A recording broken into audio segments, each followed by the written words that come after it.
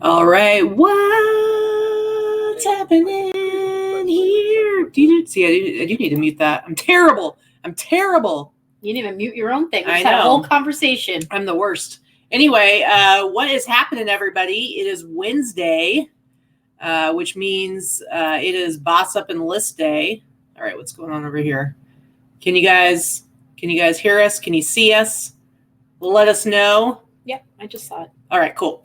Anyway, what's happening, guys? It's Wednesday. It's Boss Up and List Day. What's Boss Up and List Day, Victoria?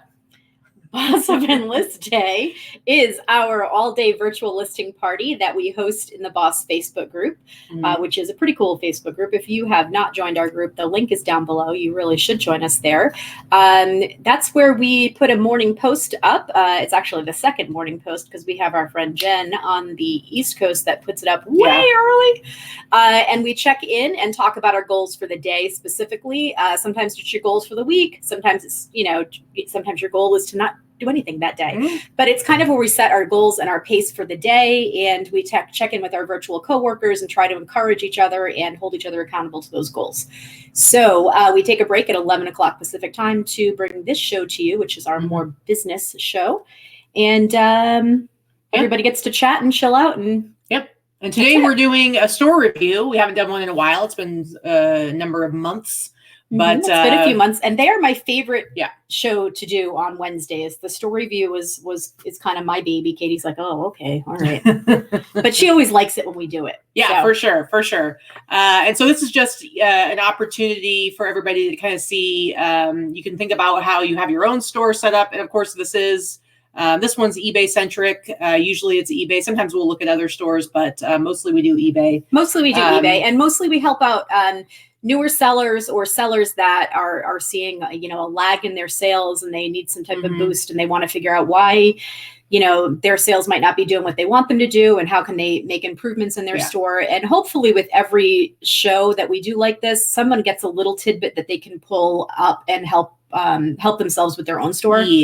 We don't claim to be experts by any stretch of the imagination in anything that we do, but I do think that we're fairly successful at eBay, both of us, and we both have a significant amount of experience. So, take everything we say with a grain of salt. But I will say, I think we should probably get some of our previous sellers back on here and see how they're doing after implementing some of the changes that we've taught them about. I would hope that they have seen an increase in sales.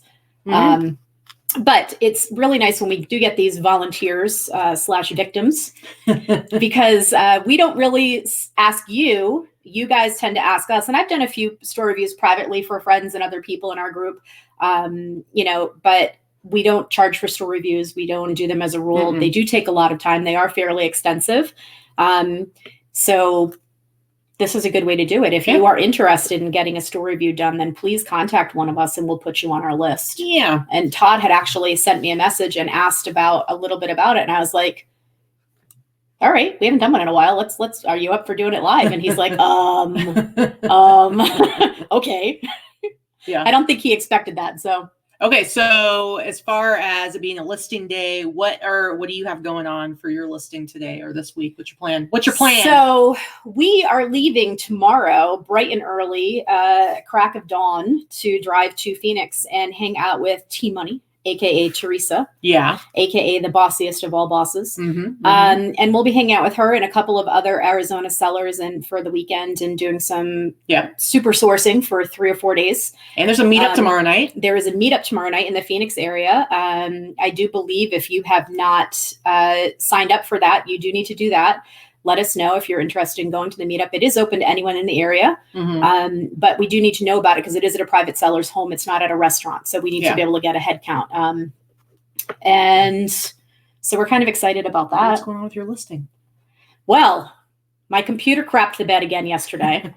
So this is the second time. Hospital right now. It's at the computer hospital. This is the second time it has died on me right before vacation or before a trip. I know. What's up with that? And it's the second time it's died on me since May. It was a fairly pricey Dell laptop that I got just 2 years ago. So I had the blue screen of death back in May and had to put in a brand new hard drive. And that was a nice $350 chunk. Not quite as cheap as buying a new computer. So I bit the bullet and just did it. And now it just decides that it doesn't want to boot up for no reason. So it's at the computer hospital. Yep. So right now I'm working on a laptop that Katie went and picked up for me yesterday that is kind of like an interim use. And I'll get as much listed as I can today and just change the handling time in my store. And I just changed the handling time in your store. Yes. Let's be fair. Yes.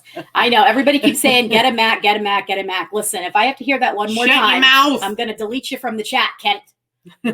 I'm not a Mac person. I'm a PC person. It's a preference. Oh, no, come on. He's one of my favorite chat troublemakers. So, but I've never had an issue with any computer I've ever owned except this one. Mm-hmm. So I have a feeling that I just bought a shitty Dell. Yeah. So whatever. My next purchase will be another PC. Trust me, if I need to buy another one, but it just won't be another Dell. I won't buy another Dell. I've actually had. Most of my laptops have lasted 6 to 8 years. I mean, I've never had an issue. Yeah, whatever. Anyway, so I've been doing my regular listing. And then one of the things I've been trying to do is, we always talk about like, there's the whole like list it and forget it, or should you be doing sell similar all the time? And so we've talked about how kind of the best time frame that we've kind of come up with is obviously we have to do good till canceled, and they say that most sales happen between like 30 and 60 days, but older than 30 days. And so it's kind of like once you hit the 90-day mark, your stuff starts to get suppressed in the search. Well, I'm terrible, and I have a lot of listings that are about a year old, because I haven't been keeping on top of doing the ending old listings and doing sell similar. Even though you put that in your chat. I know. Your message, I know. You're such a hypocrite. No. It's 2 or 2. I keep on top of the whole daily post I'm always doing new listings. I'm just not doing enough sell similars. And so, and part of that's because I really want to I'm too much of a perfectionist, and I want to like end 10 a day and go in and adjust the titles and blah, blah. But the reality is it means I end up not doing it. And so you were kind of getting on me, like, just do a whole bunch of them. And so yesterday I ended like my oldest 200. I just ended 200 of them, because that's like the most you can get in one page. So I ended 200, and then I did bulk sell similar on all 200. And I did it again today. And I wanted to point out, guys, so it's super easy to do, but you have to remember that when you do sell similar, it retains your original quantity count. Mm-hmm. And that's something I totally forgot about yesterday. Then it popped into my mind today. And I don't do a lot of quantity listings, but I have a few things here and there where I have multiple quantities. And so I realized, I need to go back and look at that. So what I did is, with the 200 that I had listed yesterday, I put the 200 of my active listings on one side, and on my other screen, I had the 200 ended listings, because if you look at the ended listings, that will have the number, your correct quantity when you ended the listing. And so I just went through the newly listed ones, and I went down, and any of them that had more than one quantity, I double checked over on this side to make sure that they were the same quantity. And there were a few that I had to adjust. I'm like, oh, that could have been rough. But it was super easy, because now that eBay has the whole thing where you can adjust quantity right on your listing screen, and it's super simple.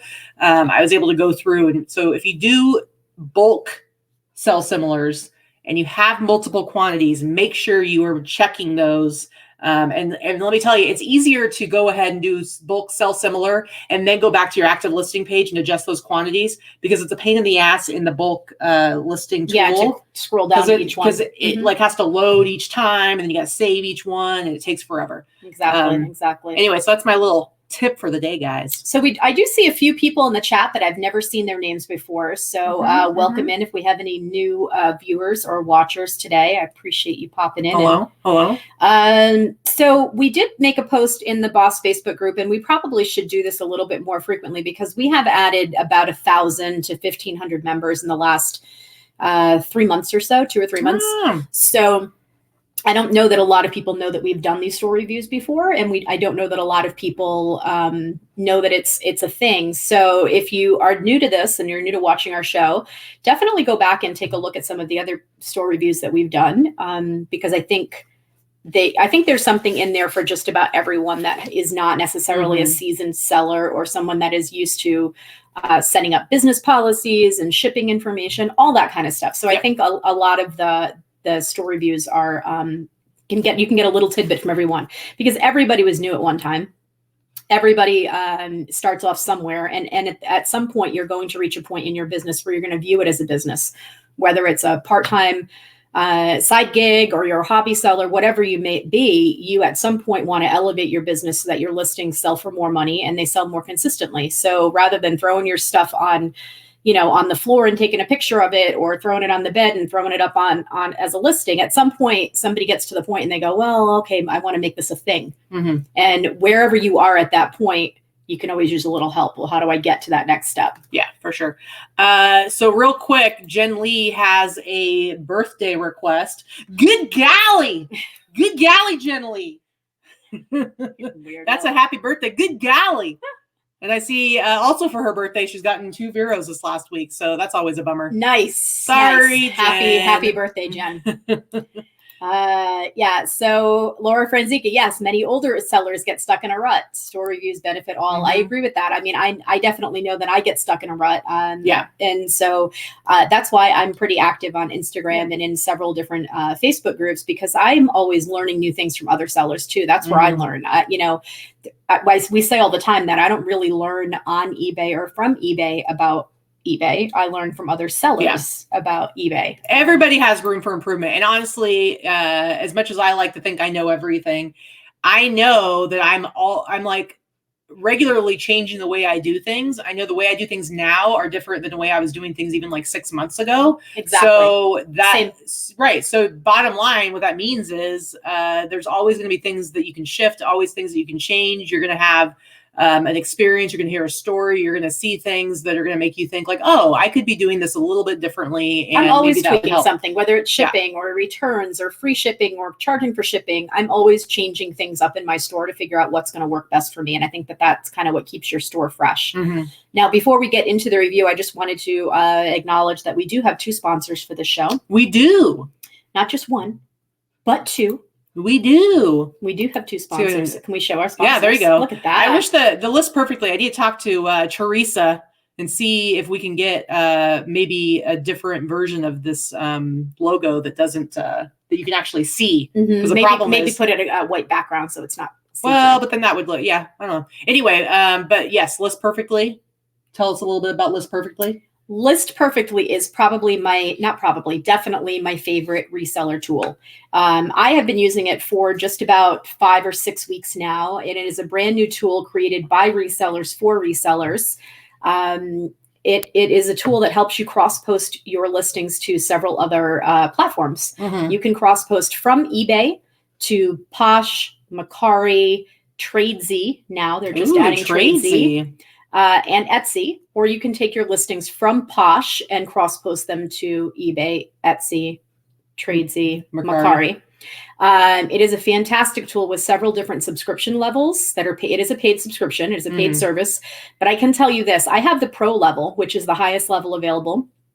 And it has already, first of all, I've already had 6 sales on Mercari in 6 weeks. And I don't have a lot of listings up there. I have maybe 100, right? I have not cross-posted nearly as many as I could or should. I have been spending way too much time doing a lot of my regular listing. So I haven't cross-posted a lot of my older stuff, which I need to do. But what I've done is I have my screens open at all times. So I'll have my List Perfectly screen open. I have my Etsy, my Mercari, and my eBay. And I will list either on eBay first or on List Perfectly first, depending on where my items are going. And then I take it and cross-post it to the other sites that it's applicable. Yeah. And it is so fast and has saved me so much time in duplicating listings. I was paying my assistant to do 4 hours a week of cross-posting to Etsy. Now I pay her a certain number of dollars per hour, 3 to 4 times a month to do that for me. And it was costing me 3 times the amount of money that it is costing me for the subscription to do it myself. And I've added a 3rd platform. So now that time and money that I was spending paying her to do this cross-posting for me, because again, it wasn't something I had time to do in my schedule. I am now taking that money and paying her to do listing for me, just regular listing or a second day of photos or something like that. There's better spending my money to help my business expand. You said you've sold 6 things on Mercari? I've sold 6 things on Mercari so far over about a 5-week period. Yeah. And now imagine, but that's with 100 listings now, which when you started, you didn't have 100. Imagine if you had even half of your eBay listings on Mercari. Let's say you had 1,000 listings. Right. I mean, that could be like an extra 60 sales in a month. And not only that, as because I don't run sales on Mercari, I'll do promotions here and there, but I'm not on it all the time. I don't have the time to be like fucking around on the stupid app all the time, right? So potty mouth, inappropriate. I don't. So I list the stuff on there. My prices are higher on Mercari because they're not having the sale prices that I have on eBay, and I'm charging for shipping on the majority of my items on there too. So, I mean, I've already more than paid for my subscription with the sales that I've generated on a third platform that I may or may not have had, and also saving money by paying someone to cross post for me. So. I can't tell you enough. If you are not on the List Perfectly wagon and you're not interested in expanding your business or cross-posting to other platforms, then maybe it's not for you. But if you are, and you're someone that does this as a full-time seller or even a moderately paced part-time seller, definitely go to the website. We have a link down below, but you have a trial period. You have a 3-day trial period where you do, if you decide that it's not working for you or you don't like it, you can you cancel your subscription or you get your money back. So not a lot of places offer that. And the other thing too is that there is a wait list to get on because they're trying to onboard new sellers in an orderly fashion as they're working out the kinks. This program is still somewhat in a beta testing phase, so they're changing a lot of programming and they're tweaking things as they go. Yeah. Anyway, so it's a great program, and we're going to see those ladies. They're going to be at the meetup tomorrow night. The List Perfectly ladies and guys. And by the way, real quick, Friday we're having No Pants Friday this Friday night. I don't know exactly what time. Probably like around 7. I'm not entirely sure. We'll be having a No Pants Friday in Arizona. No Pants Friday after dark in Arizona. After dark with a live studio audience. So it should be pretty fun. All right. And of course, I'm not on List Perfectly yet. Bless you. I'm not on List Perfectly yet. But my favorite reseller tool is our other sponsor. Seriously, guys, Sizely. I use it for every single listing. Helps you with showing accurate measurements for all of your clothing items. Helps with keeping down returns and making it really clear to buyers what they're getting, what the measurements are, what the sizes are. I love it. I think it's awesome. I use it on every Somebody said, listing. there goes our monetization. Yeah, the whole $16 we get from each video. Anyway, all right, let's go ahead and let me go back real quick because I saw that we did get a super chat from Maui Delights here in Las Vegas. Eventually, she'll come to here in Las Vegas a meetup, maybe. $5 super chat from Maui Delights. A little super chat. She's super chatty. Yow. What do you think? Should we get to our store review? We should. Should we bring our guests on? We've been cackalaacking for a big 15, 20 minutes now. Should we bring our guests on? We should. All right. We're going to bring in Todd Bishop, who is a Boss Facebook group member and a relatively new seller. So I'm going to go ahead and add him to the stream here. Todd, what's up? How's it going? Welcome to the show. Glad to have you here. So, Todd, why don't you tell us real quick, where are you located? How long have you been reselling? What's your deal? And go. I'm in the Pacific Northwest. I've been reselling for about 5 months. Made prorated seller, power seller, whatever. That's about it. Yeah, and so you've been selling for about 5 months. Are you full time? Yes, I would say so. Okay, awesome. All right. And Pacific Northwest, what city are you in, or what state? Washington, right across from Portland. Oh, okay. I'm actually from Oregon, so that's why I had to ask. I had to get some more info. But we've got lots of people who are in the Pacific Northwest, which I love. I love visiting. It's sure. It's really pretty this time of the year, especially. Yeah. Till fall. Awesome. And so what kind of stuff do you sell? Anything really. My business model is 300% profit plus 13% for fees. That's kind of where I started. And then I'll check and see if it sells at least once a week. And if it does, great. If not, then I don't buy it. That's pretty good. Yeah. And so that's a pretty good research standpoint. I would never have thought to do it like that, to see if that item sells for at least once a week. That's interesting. And we don't have a lot of space. Yeah. What? Gotcha. So you've been doing this for about 5 months. What got you into like how did you find yourself as a reseller?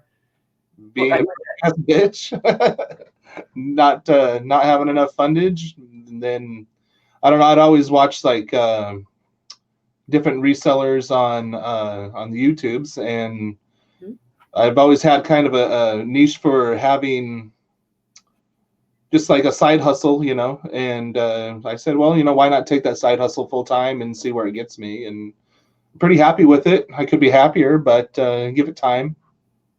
Yeah, that's it. Everybody's going to start somewhere. Yeah, for sure.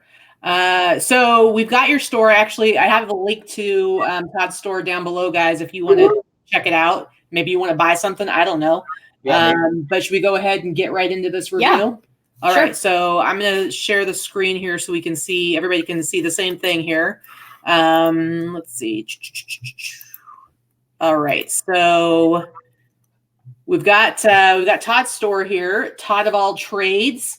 I want to point out real quick. So I saw like 109 feedback, and I'm like, obviously you've got 100%, which is awesome, but you've got 109 feedback, and I'm like, oh, interesting. But I knew you were a relatively new seller, Todd. So I went and I was like, I'm going to check out Todd's feedback and see how much of this is actually as a seller.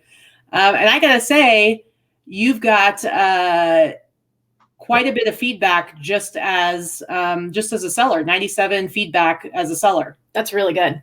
Which is crazy. Like that's a lot for the first year. And, we talk about like feedback isn't necessarily end all be all when it comes to eBay or just in general, but that means that you've been working pretty hard. Mm-hmm.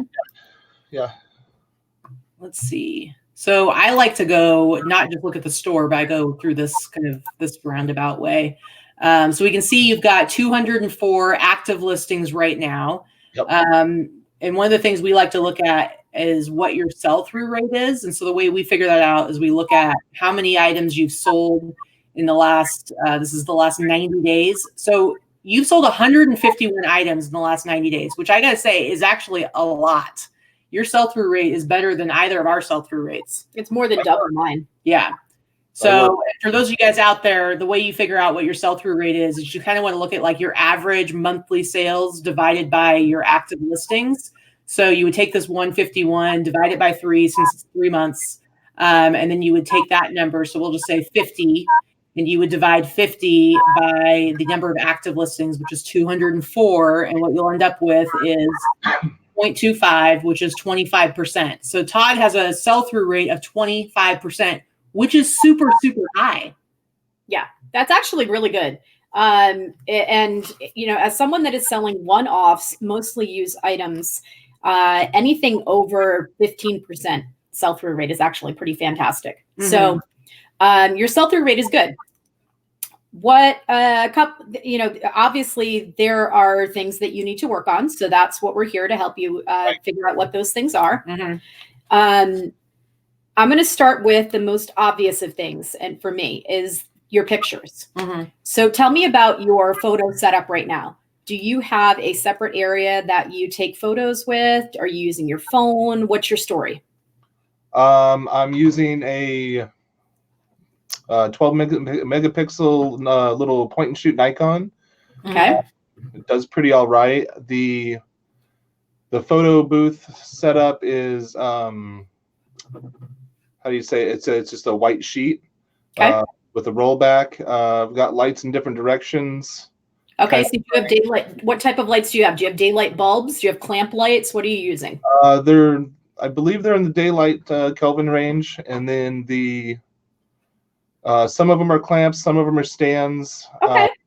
I like to do different things for different things. Like I like to backlight glass. Yep. Because it makes it pop more, and it gets like the transparency out of it, and you can see what it's doing. So your hard goods, your photos are fantastic. Thank you. I did a lot of. And I think that you have your lighting is set properly, because I don't see a ton of excessive overbalancing on your colors or your pictures. Mm-hmm. Right. There's a couple of things. So what type of phone do you have? Is there a reason why you're using the camera versus your phone? What kind of phone do you have? So what is it? I have no idea. Motorola something 7. It's newer. Okay. So a lot of cameras on the phones are actually better than point and shoot cameras now. Yeah. So you may want to take a couple of test photos with your cell phone and see, because sometimes that's going to be a better photo experience for you. The reason why, the other reason why is a lot of phones are going to have that square photo image. So that's something that you want to work on is getting. I see that you have it on some of your photos. You want to try to make all of your images in a square setting. Yeah. So your cell phone, most cell phones are going to have that option for you to go in and manually go in and change your ratio to the 1-to-1 ratio. That's the square photo. Yeah. So if you can go in and change that and get your photos set 1-to-1 from the beginning, that's going to give you the best photo for your gallery photo. So your gallery photo should always be square if you can make it square. Yeah. They give you a square photo. They're going to want a square photo, and it is going to, you want to use as much of that real estate as possible.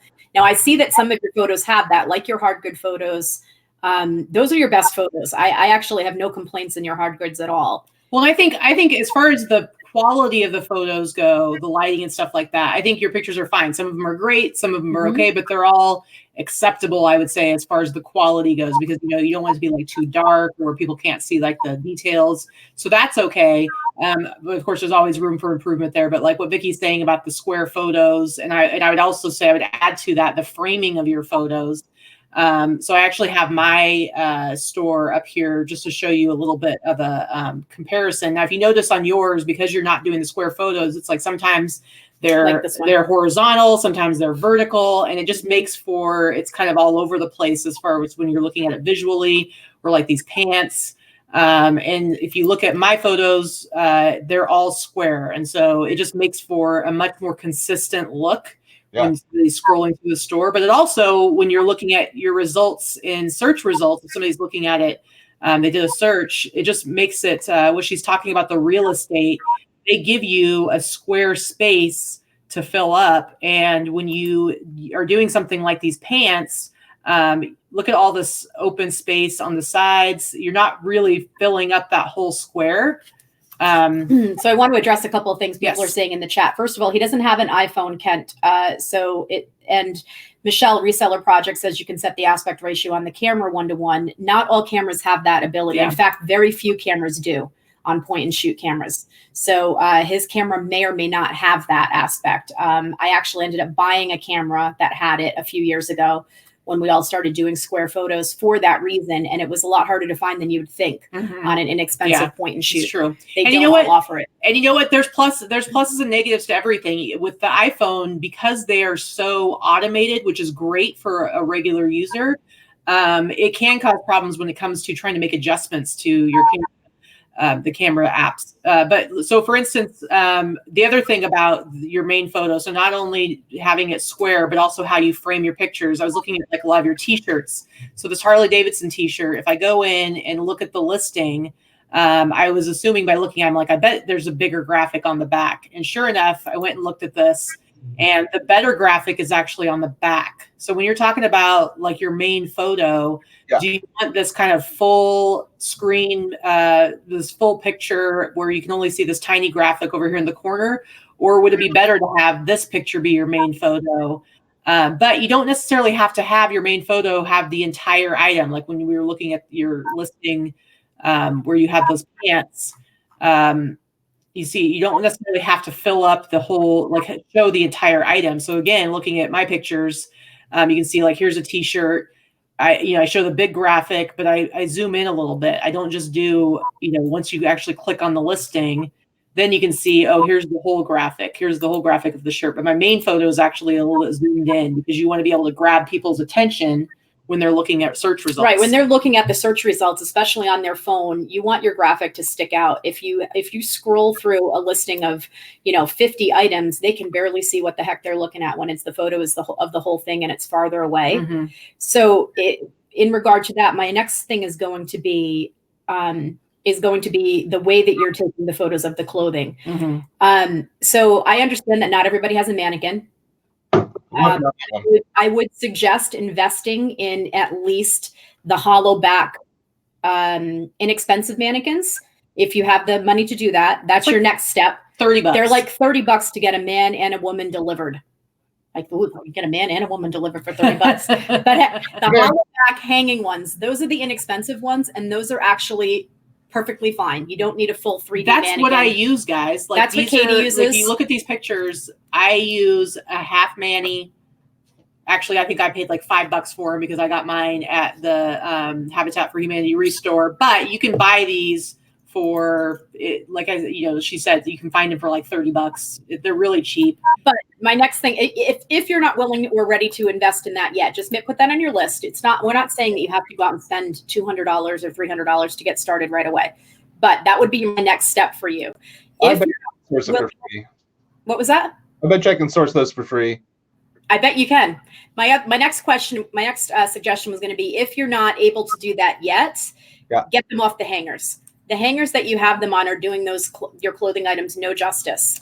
You want to put them down and do a flat lay. If you can't put it on a mannequin, try the flat lay. The flat lay looks a hell of a lot better than hangers do. So Kent's in the chat making the bigger hangers. That's an option as well. If you go back and look at it's in Rally Roots, they have a video. I think Callie shows how to make the extra large hanger. Make the extra large hanger, and that's something you can just do at home, and it does make a big difference in how the clothing looks on the hanger. And that's just something you have the stuff for it at home already. Right, that's a real easy thing to do. I would definitely suggest the flat lay for pants and for shirts, because that's pretty much what you have, pants and shirts. You don't have a lot of, you don't have like women's clothes, right? I didn't see any women's clothes. Very few. Okay, so pants and shirts and that type of thing, rather than, and I can see as we're going scrolling further down, some of your photos are better than others. So, I can see that you probably got better, progressively better as you were learning. Yeah. But I would definitely suggest doing a flat lay rather than using hangers like you see there. Yeah. I would like to see more pictures too. I'm just looking at this listing right here. There's no picture of the back of the jeans. Yeah, women want to see the butt of the jeans, for sure. Doesn't matter whether I know these are for girls and not women, but in general, women want to see the back of pants. They want to see the butt.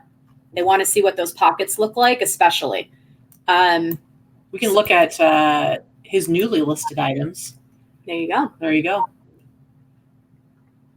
But yeah, okay. So let's move on from pictures. Yeah, I mean, overall, for a brand new seller, your photos are great. Your lighting is good.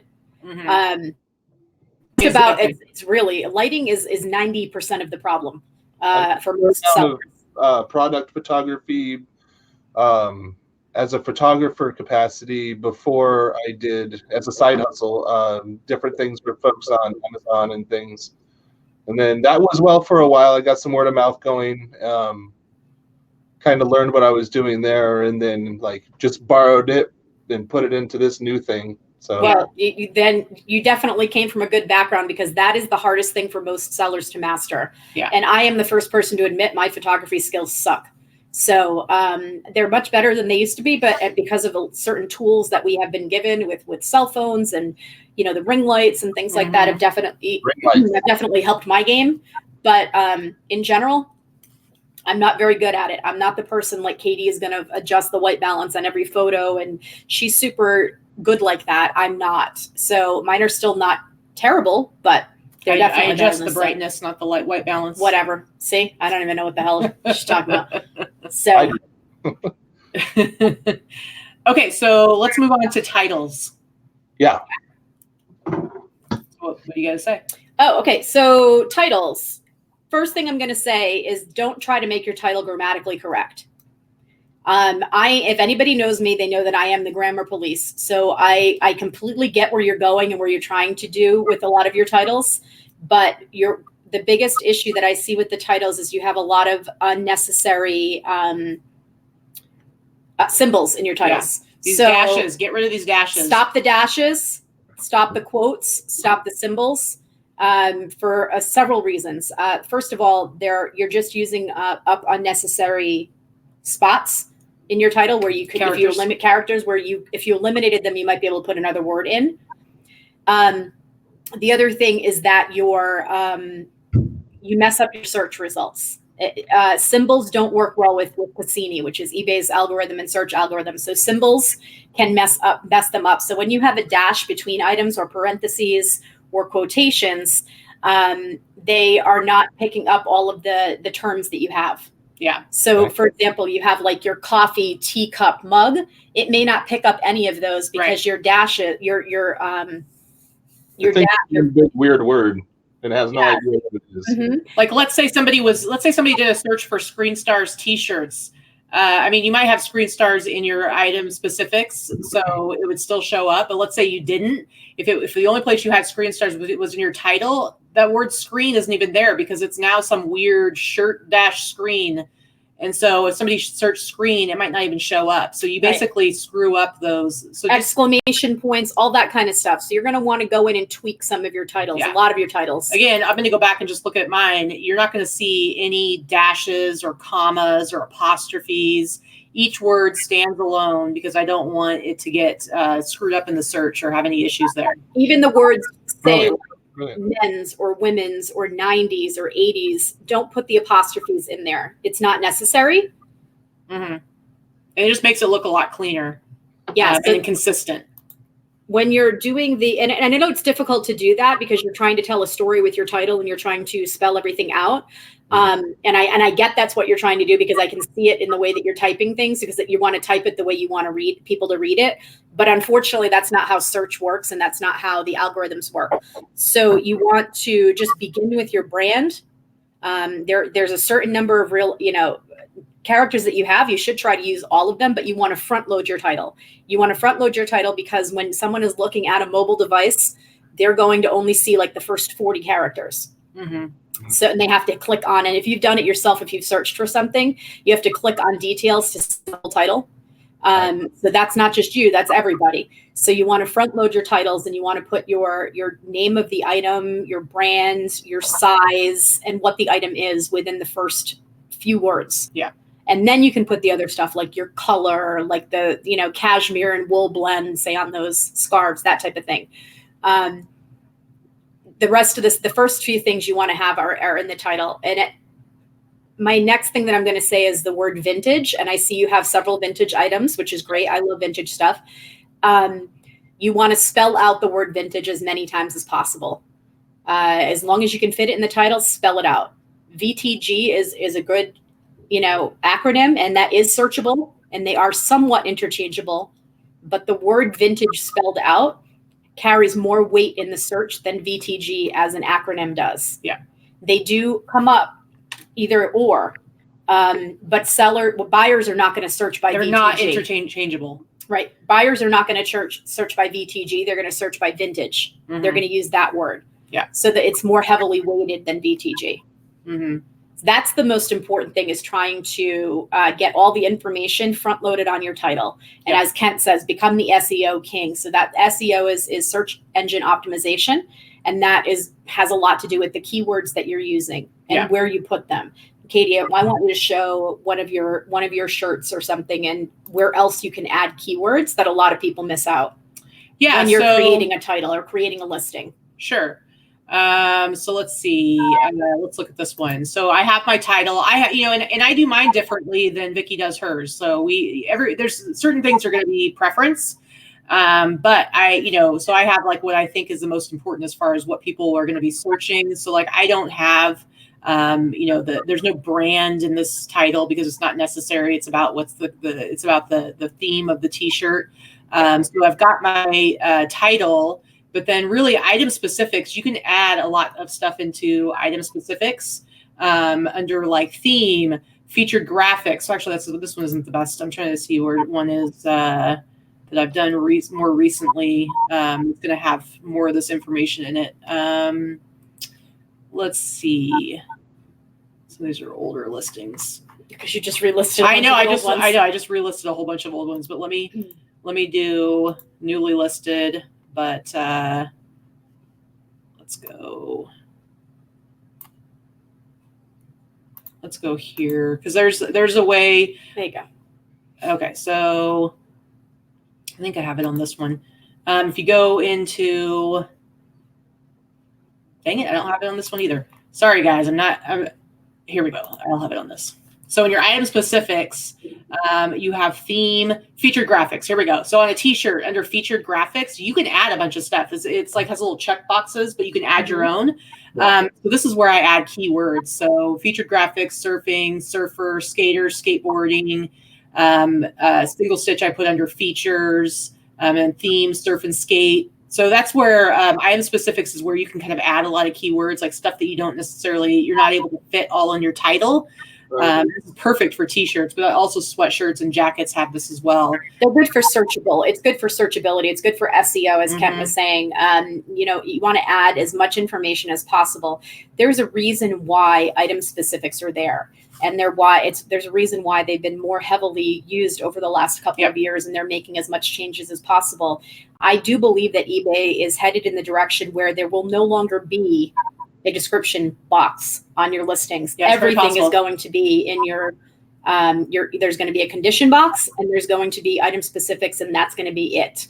I'm not sure when that's happening, but that's the way that they're headed, because they're headed more in being heavily into the item specifics because of search engine optimization. Yeah. And there's certain things, like when you go to your item specifics, you really want to use selections from the drop down. You don't want to add your own when it comes to color.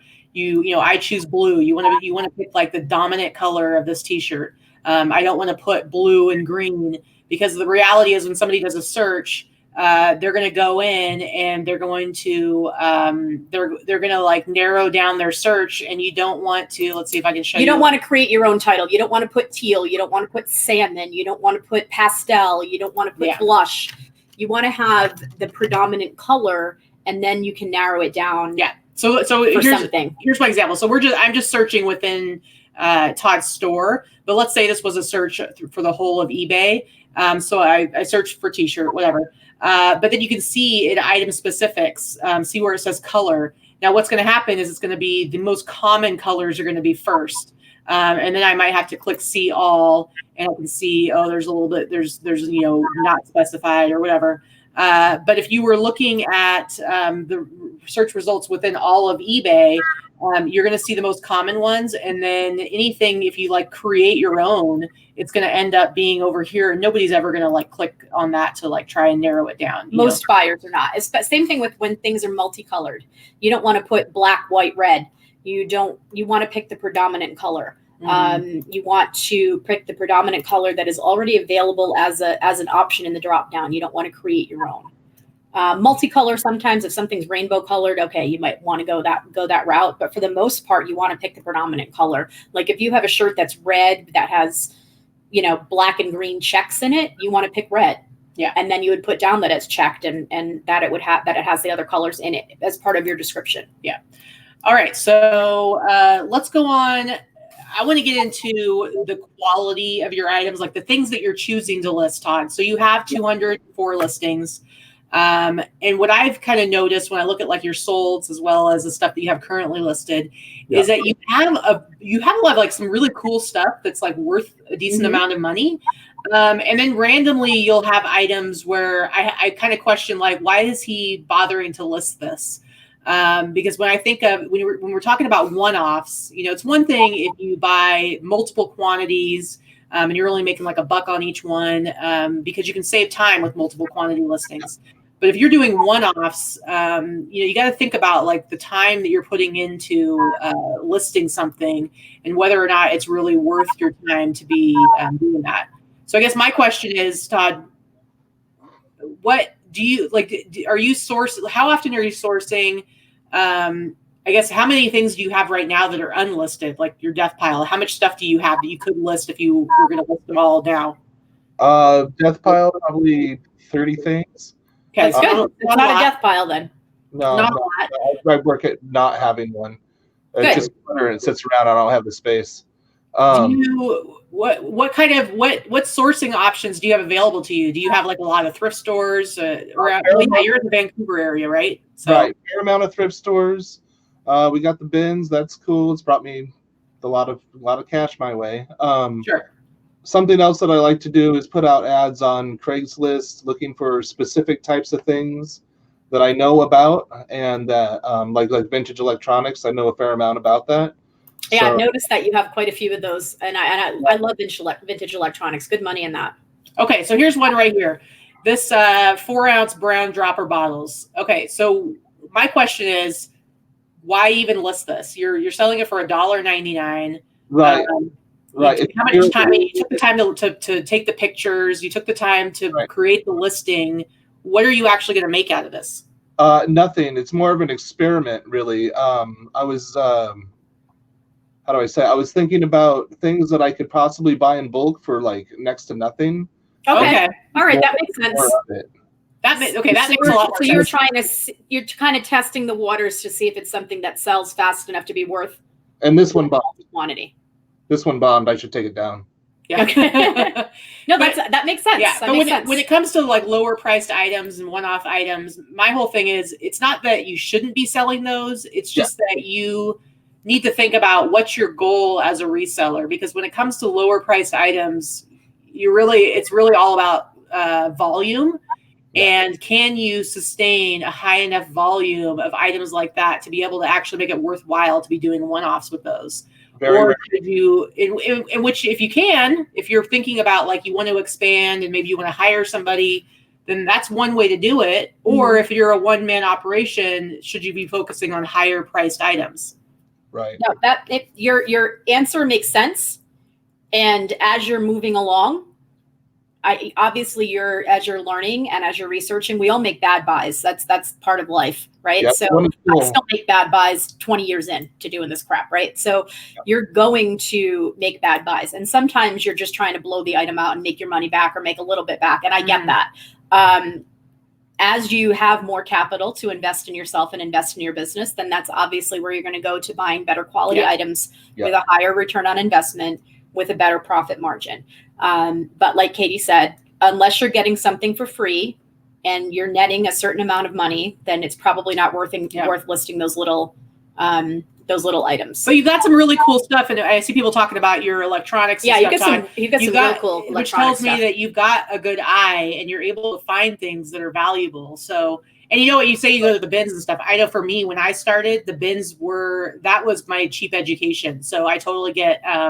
I would buy anything and everything, and that was how I learned what sold, what didn't sell. So honestly, like, we talk about the bins here all the time. Like, our bins are shitty here in Vegas. I mean, honestly, I know that some people find good things here and there, and you have to spend the whole day to get some good stuff. He has awesome bins there. There are some other parts of this country that have fantastic bins items. I follow people on Instagram. I'm like, what? I would never see that in our bins. Our bins don't have direct donations. Our bins are, here in Vegas, are all the rejects that have not sold for months off the floor already, that have been gone through and been through several sales cycles. Yeah. And yes, it's good for your bread and butter stuff sometimes to get it free. For me, I can't stand standing there for hours to get 4 good, halfway decent things. But the reality is, Todd, because you're just starting out, like, you are already doing so well. And I can only see you getting better and better and better as time goes by. I mean, I know where I was when I was 6 months in, and it's a learning process. So it's just a matter of tweaking your titles and things like that. Photography is great. So first of all, that's half your battle. Just learn how to take better photos of clothing specifically. Yeah. Your hard goods, I have zero critique of. All right. So, so going into talking about policies in general, I see you're doing best practices. You have some free shipping, you've got free returns. You're doing a bunch of different things. The fact that you accept returns at all, there's a lot of sellers out there who don't. So policy wise, you're doing pretty well. Mm-hmm. The one thing that we need to talk about is shipping, because there are some items where it's clear that you're using calculated shipping and it's way, way, way overcharging people. Go back up. Okay. For example, like this keyboard. Yeah. Okay. So you're not that far from us. So you're only 2 states away, and that's showing $28 to ship the keyboard. I know the keyboard's not tiny, but it is not going to cost you that to ship that to me. And it's because it's calculated. It's showing up at a weird amount. Right. We talk about this a lot on other shows about calculated shipping doesn't necessarily work for people that are on either coast, because it is going to show, if that's showing $28 to me, can somebody in our chat on the East Coast take a look at that item and let us know? Can you go back, please? Yeah, sorry. And let us know what that keyboard is showing for you. Apple keyboard. This one. This one. Sorry, the BTC keyboard. I want to know what that keyboard is looking like shipping for someone on the East Coast, please. Yeah. Your part, and then you have your free shipping on that that vintage computer, which I guarantee you're probably one of a couple that are even selling that. You don't need to do free shipping on something when you're the only man in town. Yeah. So you should be charging, if not calculated, maybe charge a flat fee, make some of your money back. Like, for example, I have a huge vintage computer I listed yesterday. I'm the only game in town. I have it listed for $1,500. I'm charging $200 shipping. Yeah. Because it's going to cost me every bit of that to put it into 2 or 3 big boxes if it goes to the East Coast. Right. If it's going West Coast, then I'll take a lower offer on the item maybe. Yeah. But when you're the only person selling something or you're one of a few, you don't need to offer. Yeah. I'm not entirely sure how you have your shipping set up, because I see by weight. The prices, right, but the pricing is a little bit weird. So this pair of Doc Martens, Kids, that's fine. This pair of Doc Martens right here, size 9. These easily could be sent cubic shipping through pirate ship. You're in Washington, you could ship these shoes to New York and it would cost you $8.92 with cubic shipping, but you're charging $17.61 to us here in Vegas. So that's, and $5.99 or best offer. Get that best offer out of there and raise that price. Yeah. Those shoes are worth well more than that. Yeah. Once you're doing lower, there's nothing wrong with selling things at lower price points if that's what works for you. But there should be a point where you're not going to take a best offer on something that's already priced at $5.99, which they probably should be priced higher anyway. But basically, yeah, you want to be careful with the shipping, because it's somebody might look at this and be like, geez, I don't want to spend almost $20 on shipping. That's crazy. Here's the other thing. And I know we're throwing a lot at you. That's why I'm saying you're going to want to watch this over and over again. But the other thing to do with shoes, I'm not saying that you have to offer free shipping on shoes. It's entirely up to you, whatever you want to do for your business model. If you offer free shipping, just add the price, increase your price by 10 or 15 bucks or what have you. If you want to charge for shipping, something that I've started to do, charge for shipping more and more on different items, you may want to put in a $9.95 flat shipping fee for shoes. Or whatever, yeah. Whatever, maybe $12.95, maybe $15. Here's the thing. If you put a flat fee that looks reasonable, like $9.95 on a pair of shoes, that's a reasonable shipping fee. Because at best, the shipping is usually going to be about $9 on a pair of shoes if you're able to use pirate ship. Yeah. So, and it's going across the country. So, it kind of doesn't look like a horrible shipping fee. And I've started to do that on some of my items. Free shipping is excellent if you are selling items in a category that is oversaturated. Women's clothing, men's clothing, certain types of shoes, home goods, that type of thing. Free shipping is fantastic for those because it's going to elevate you in the search results in a overly saturated market. When you're looking at vintage electronics, you don't need to offer free shipping on vintage electronics, because vintage electronics, you're a much smaller category. And the fact is that you're going to have fewer items in those categories. Yeah. You're not going to need the boost that free shipping gives you. Right. Okay. You know what I mean? Yeah. No, that's actually kind of why it was there. Yeah. So you want to take a look at some things for that, and it's kind of a pain. You're going to want to have to go through some of your listings and just pick and choose which ones you want to do for free shipping. I do as I'm listing every day. I'm kind of like, free, man, not this time. Right. It's going to make a difference in your bottom line. And it's also going to make a difference in how different parts of the country view your listings. Yeah, see, people are saying that it's $28.35 everywhere, including Seattle, Washington. Now, there's no way that keyboard's going to cost $28.35 to go within the same state. No, it'll cost you under $8 for up to 5 pounds or so. Yeah.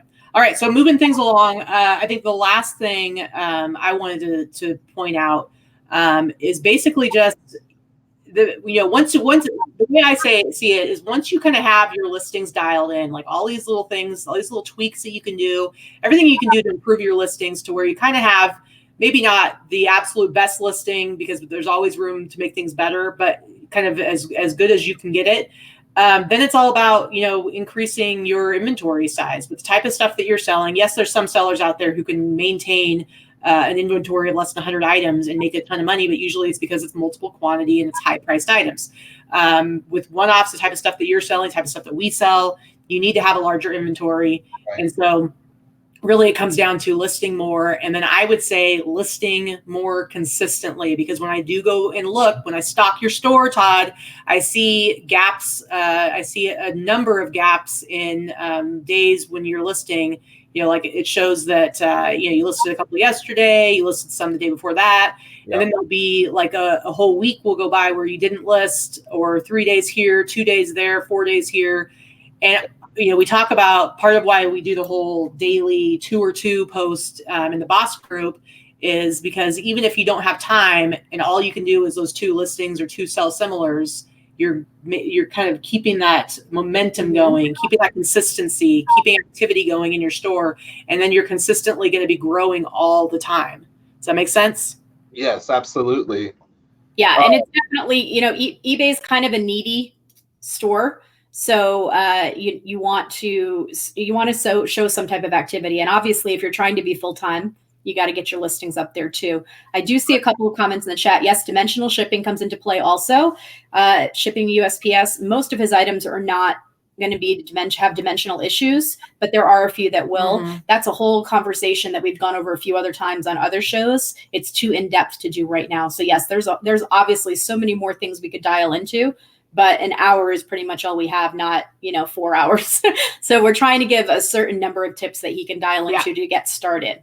All right. So we're down to the end of our time here. So what we like to do when we do the store reviews is kind of give our victim, our volunteer, some takeaways, or as we like to call them, actionable tips.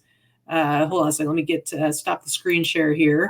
So we want to get some actionable tips. So basically just kind of break it down to here are the things that we want you to look at and changing. So what do we have? Even if you just spend an hour a day tweaking this, it is so much better for you to do this with 200 listings than if you had 2,000 listings, right? Right. So you're just starting now. It's real easy for you to go in and tweak 10 to 15 listings a day and implement some of these changes. Yeah.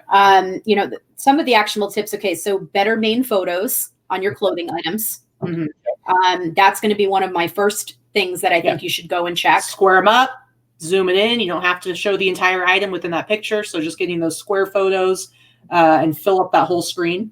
Lori asked a quick question. Can you use the commas in the item specific box? Yes. In the item specific box, yes. Titled, no. But you can just use a space too. So it's fine. Oh, I just hit Nate. Said Sorry, bad. Nate. Is it okay to use commas, but you don't, item specific box.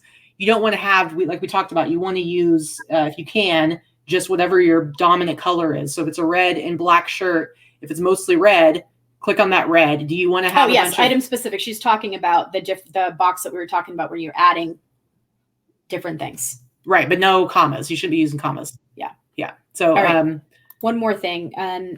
So better main photos. Yep.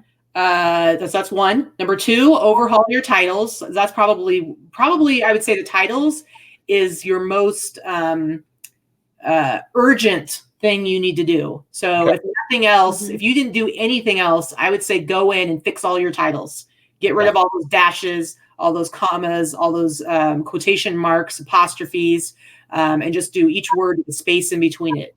So better photos, main photos, overhaul your titles. Prioritize what you're listing. So focusing more on higher value items. So it was really, I get that you were testing out some products. So that's totally cool. But you're in the Pacific Northwest, you have so much stuff available to you. So kind of focusing on higher price items. Okay. And then number 4 would just be consistent listing more. Yeah, for sure. Photos, titles, prioritizing higher value items, and consistently listing more. It's 4 things for you. And we broke it down to a lot of different stuff in the last hour. And I know that you're probably feeling overwhelmed. You're probably looking at this like, holy crap, I have a lot of homework. Yeah, but it's honest to God, you're going to take some of these changes and I guarantee you're going to see sales that you already have just by implementing these changes. Because now your items are going to be more searchable and they're just going to sell better because of that. And going forward, now you're going to have a better foundation to create your listings and create your titles and get your store dialed into where you want it to be. Overall, you have the hardest part you already have down. Your photography, especially on your hard goods, is fantastic. Okay. That is the worst thing that I see across the board is photos. Yeah, really terrible. So you're already dialed in there. So that part is good. You've got good lighting. You've got good photos. It's just get better on the clothing photos. And like I said, you don't have to go out and buy a mannequin right away. You can create the larger hanger, which is a good tip. The other thing too is just do the flat lays. You don't have a ton. You're not doing 500 items a day, so you're not going to break your back. You're also younger than me. But all right, real quick, Threaded Social Club, $5 super chat. Oh, happy hump day, Katie and Vikki and family. Thank you for all the knowledge sharing. Love y'all. Thank you so much, Threaded Social Club. We really appreciate that support. All right, so we got to wrap this up. But Todd, do you have any questions, comments before we call an end to this? No. I've got my keys and my flashlight. Guess what I'm gonna go do? I don't know. What are you gonna do? I'm going to some storage unit auctions. Oh, nice. Fun. All right. Very, very cool. Yeah. See, Kent said you're an advanced beginner for sure. Yeah. So it's true. And he did say earlier in the chat, he's been selling so long, he sold Jesus his first pair of sandals. So, that's a good compliment. You're pretty old, Kent. All right, so we're going to wrap this up, guys. Thank you to everybody so much for coming and hanging out with us today. Make sure that you are in the boss group if you aren't already and participating in everything we got going on in there. Again, we are going to be in Phoenix starting tomorrow. Tomorrow night is the meetup, so reach out to us if you want to go to that. And then Friday night, we're going to be doing No Pants Friday after dark with a live studio audience. So you're going to want to hang out with us for that as well. Probably around 7 o'clock Pacific time, but we'll let you know. We'll let you know. Todd, thank you so much for coming and hanging out with us and letting us, being brave enough to let us pick you apart and put your store on display and let people know.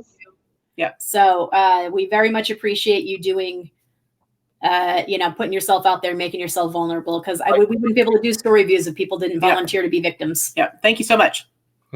Be well. All right. See you guys. Thanks, guys. Bye.